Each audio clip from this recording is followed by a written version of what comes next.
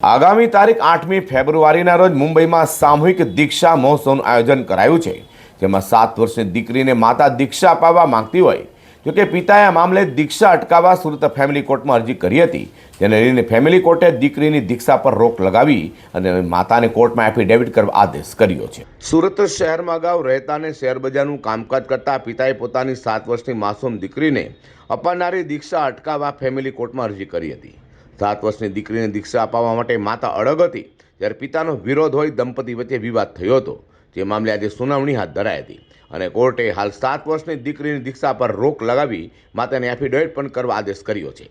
માતા પોતાની દીકરીને લઈને 6 મહિનાથી અલગ રહેવા લાગી છે અને 7 વર્ષીય દીકરીને આગામી 8મી ફેબ્રુઆરીએ મુંબઈમાં યોજાનારા સામૂહિક દીક્ષા મહોત્સવમાં દીક્ષા અપાવવાનો નિર્ણય કર્યો છે, જે રોકવા માટે પિતાએ સુરતના ફેમિલી કોર્ટમાં પત્ની વિરુદ્ધ અરજી દાખલ કરી છે। કોર્ટનો ચુકાદો અત્યારે એવો આવ્યો છે કે અત્યારે દીક્ષા અટકાવી દેવામાં આવી છે, મોકૂફ રાખવામાં આવી છે અને સ્ટે માટે આગળની ડેટ આપવામાં આવી છે। મેં વાત કરીને સાહેબ કે અમને તો અંધારામાં રાખીને આ બધું કરવામાં આવેલું છે।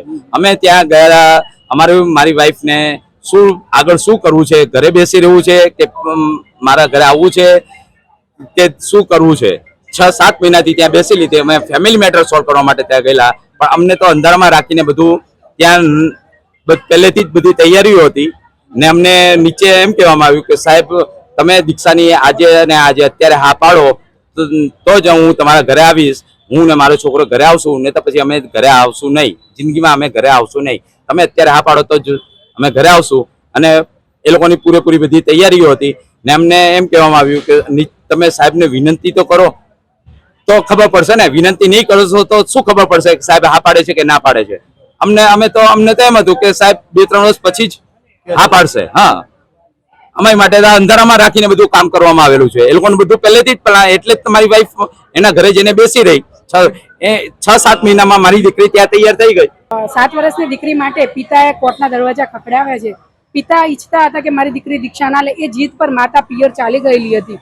માતા જબરજસ્તીથી દીકરીને દીક્ષા આપવા માંગતી હતી, જેથી પિતા નાખુશ થઈ ગુરુજી પાસે વિનંતી કરવા ગયેલા હતા, પરંતુ તેમ છતાં માતા માનેલી ન હતી અને તે તેના ભાઈ સાથે જઈ અને મુહૂર્ત પણ લઈ આવેલી હતી, જેથી નામદાર કોર્ટની અંદર પિતા દ્વારા અરજી કરવામાં આવેલી હતી। આજ રોજ હિયરિંગ હતું, જેની અંદર માતાનું અંડરટેકિંગ નામદાર કોર્ટે માંગ્યું છે કે કોઈ પણ દીક્ષાનો પ્રસંગ 8 તારીખ સુધી કરવા દેવામાં નહીં આવે, અને માતાએ આવું અંડરટેકિંગ નામદાર કોર્ટને જાહેર કર્યું। દલીલો શું રહી? દલીલો એવી રહી હતી કે દીક્ષા નહીં કરવામાં આવે અને ગુરુજી ભગવંતોએ જે સમાધાનની ભૂમિકા ભજવી છે પિતાને સમજાવ, પરંતુ તે તદંતર ના પાડી દીધેલી હતી અને પિતાએ જણાવ્યું કે મારી દીકરીને હું દીક્ષા આપવા માંગતો નથી, આજ નહીં અને કાલે મોટી થશે તો પછી એની ઈચ્છાથી રહે તો મને કોઈ વાંધો પણ નથી। વધુમાં નોંધનીય છે કે 7 મહિના પહેલા આ પ્રકારનો એક કિસ્સો સુરતમાં સામે આવ્યો હતો, જેમાં 12 વર્ષીય કિશોરની દીક્ષાને લઈને દંપતી વચ્ચે વિવાદ થતા મામલો કોર્ટમાં પહોંચ્યો હતો।